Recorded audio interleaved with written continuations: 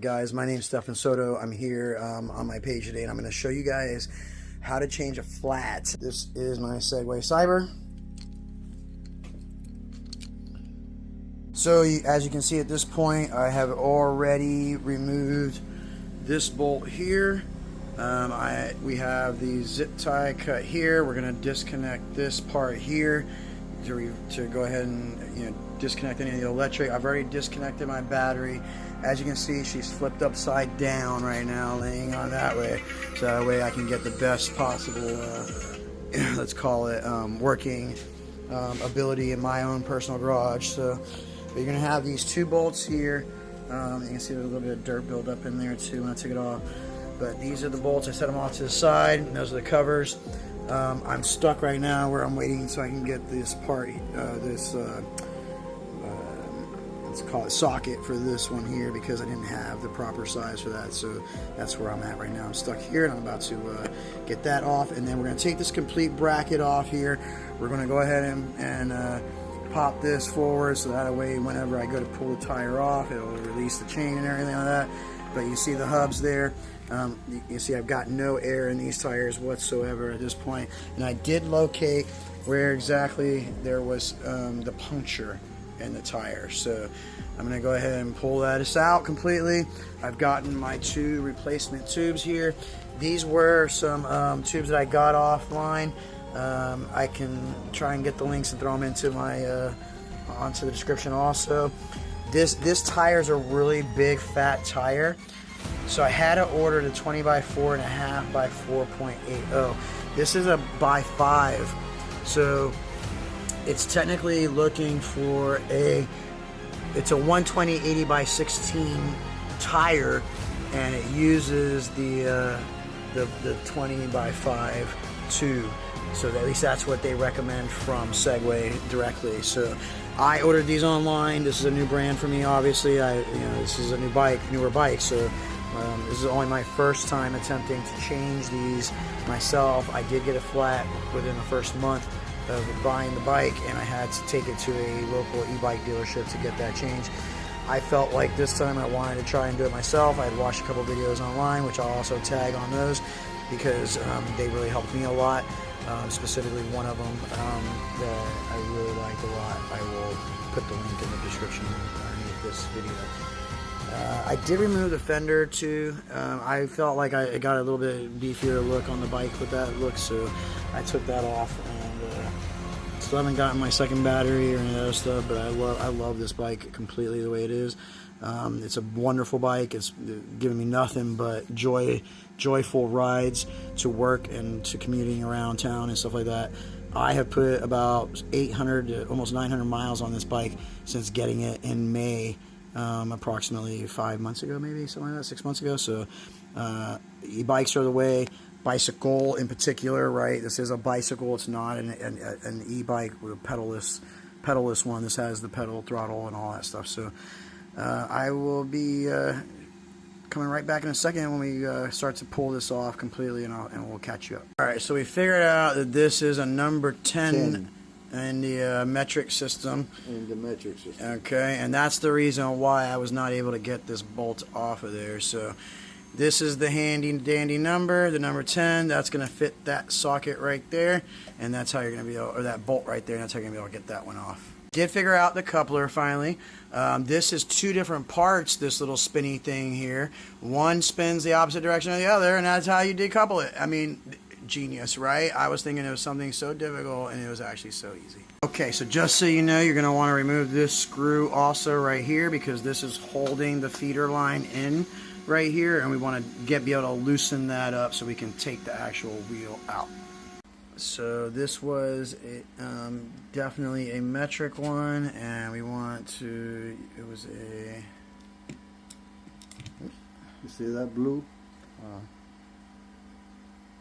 That was a T10, T16, T15. T15 is what that we're looking at right. Alright, we had to go forward with the chain and bring it up off the thing and kind of just spin the wheel a little bit. I did see in the video where I guess they popped the chain off completely with this thing here. I was a little bit weary about doing that, so we just kind of like went with the normal, like rotated it forward. Hopefully we didn't mess with the tension on the chain at all. That's my only main concern with that. We do have the wheel off at this point. Now we're going to go ahead and pop this outer tire off. We put it on the ladder there, as you can see. It's kind of giving us a balancing board to kind of put the hub in between all that stuff. So this was the culprit, this little thing right here. That's what was sticking in my tire. It looks like a little staple or a baby nail of some sort. I did see where, when I had my tire changed last time, this thing's actually holding air, ironically, which is the weird thing, but I did see there was a slight little dip in somewhere in there. Anyways, it was slow leaking. The guy who did my tire last time only put one of these 20 by 4 by 5s in here. So it's actually kind of good that this happened, because now I'm putting the right size tire in there, since I have these Kendra, like I said, 20 by 4 by 5 by 4 by 0.8. So, all right, we got the tire out. We're about to put the new one in. We're going to line up everything and get this thing put back together. All right, gang, we got you all fixed up. We're all back on and everything. There was some challenges getting the chain and back on the sprocket and everything like that. So I did end up just disconnecting the chain. There is a point where, like on most of these chains, there's a key where you can just pop it off. It's right there. And you can see that key.